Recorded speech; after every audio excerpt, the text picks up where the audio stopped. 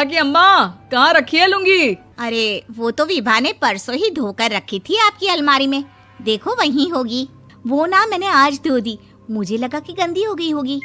अरे कैसे गंदी हो गई थी, उसे तो मैंने पहना भी नहीं। हे भगवान, इस लड़की के कपड़े धोने की आदत से परेशान हो गया हूँ मैं।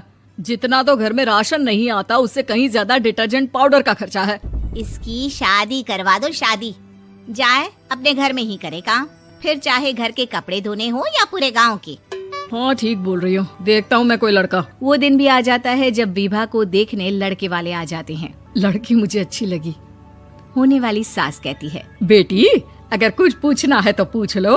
वैसे तो हमारी लड़की बहुत ही शर्मीली है, जो बोल दो वो मान लेती है, इसे क्या पूछना होगा। अरे कैसी बात कर रही हो माँ, मुझे इन लोगों के घर रहना है, सवाल तो कई है। हाँ हाँ बेटा पूछ लो ना, क्या पूछना है। आप लोगों के घर कपड़े कौन धोता है? सास का मुंह बन जाता है। देखो अगर तुम ये कहना चाहती हो कि तुम्हें कपड़े धोने नहीं आते तो सुन लो, कपड़े मैं ही धोती हूँ, लेकिन तुम्हारे आ जाने के बाद मैं रुमाल तक नहीं धोऊंगी। अरे चुप रहना भाग्यवान, बहू बेचारी घर आई नहीं, उसे डराना शुरू कर दिया। वो क्या है ना बिटिया, अभी तक तो ये कल्लू की माँ ही धोती थी, लेकिन अब तुम्हारे पापा तो दहेज में वॉशिंग मशीन देंगे ही। तभी विभा की माँ बोल पड़ती है, सवाल भी पूछा तो क्या। वैसे भाई साहब, मशीन की तो फिर भी कपड़े धोने की कैपेसिटी होती है, मतलब जो बिटिया दे रहे हैं ना विभा, इसे कपड़े धोने का बहुत शौक है। ये आप लोगों के क्या, आस पड़ोस गांव मोहल्ले सबके कपड़े धो दे और उफ तक ना करे। बाहर देखा नहीं आपने कितने कपड़े सूख रहे हैं, सब हमारी बिटिया ने ही तो धोए हैं। बस भी करो ना माँ, शर्म आ रही इतनी तारीफ सुनकर। और तो और एक दाग निकाल कर दिखाओ तो मान जाऊं। हाँ अच्छा माफ करना बेटा, मैंने गलत समझा, हमें तो रिश्ता बहुत पसंद है। और ऐसे जुड़ जाता है रिश्ता कपड़े धोने का शौक रखने वाली विभा का। उसकी शादी हो जाती है कोयला फैक्ट्री में काम करने वाले कल्लू के साथ। शादी के बाद अचानक विभा चिल्लाती हुई सास के पास आती है। सासू माँ, अरे सासू माँ कहाँ है आप? ये तो धोखा है, धोखा दिया आप लोगों ने मुझे। इसे ससुर के चक्कर के बारे में पता चल गया। अरे तो उसमें तुझे क्यों धोखा मिला है? अरे नल में पानी नहीं आता, कपड़े कैसे कब धुलेंगे? अच्छा तू पानी नहीं आ रहा उसकी बात कर रही है। तो आपने क्या सोचा? कुछ नहीं। अच्छा हाँ, तेरी माँ ने कहा था कि कपड़े धोने का शौक है तुझे, याद आया मुझे।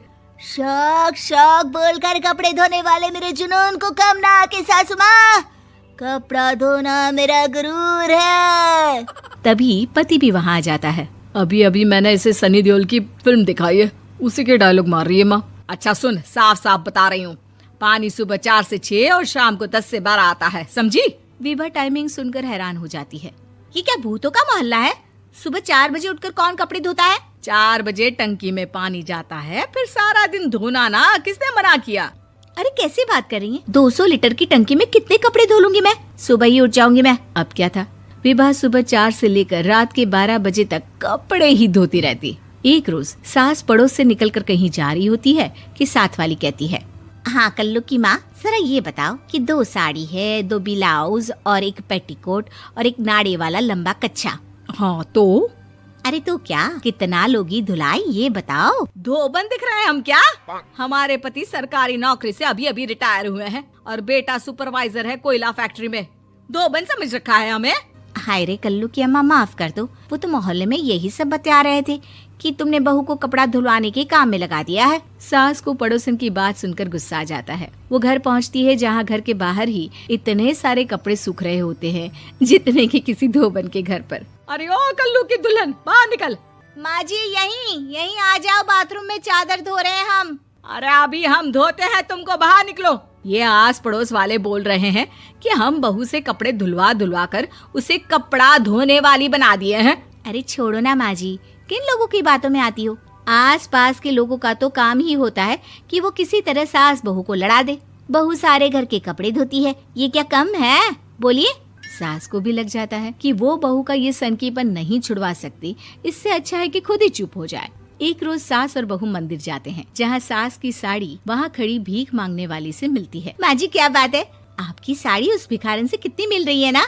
हाँ देखो तो दोनों की साड़ी मिल रही है। क्या बात है कल्लू की अम्मा, तुम खुद को तो अफसर की बीवी बताती हो और ऐसी सिंपल सी प्लेन साड़ी पहनकर घूमती हो। सिंपल और प्लेन नहीं है ये साड़ी। तो क्या सोने के धागे से फूल बने हैं?